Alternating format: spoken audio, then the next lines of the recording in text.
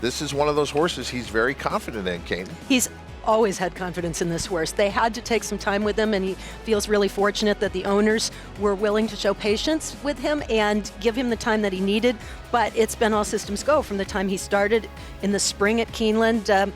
That day won from a little off the pace, but since then he's been all forward, and his workouts have been really strong at Churchill.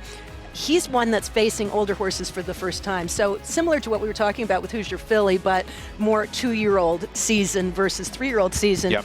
You wonder how Saudi Crown is going to do facing his elders. We know he's very good amongst the 3-year-olds. Yeah, and that's good. And that's the key to this race. I've talked about it all week. The 3-year-olds in this race are kind of what I call the second half 3-year-olds. They weren't the ones competing in South Florida on the Triple Crown Trail. They're later developing, and this horse is 2 noses away from being undefeated. I mean, his race record is tremendous. I mean, look at him here galloping, just full of energy, moving the right way, floating over the ground.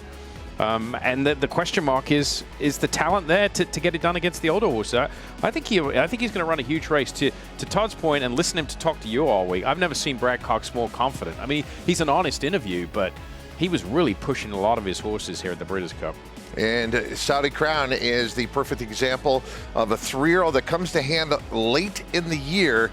Didn't get a chance on the Triple Crown Trail, but has certainly made the most of the second half of the year, winning the Grade 1 Pennsylvania Derby last time out, and now getting a big shot in the Longines Breeders' Cup Classic. And with Arcangelo not going in the Breeders' Cup Classic, clearly Arcangelo is going to be one of your finalists in the Eclipse Awards for the 3-year-old division. But any of these 3-year-olds who are in the Breeders' Cup Classic, they could actually wrap up that title with a big performance, a win in this race, Saudi Crown amongst them. It certainly makes it an interesting discussion.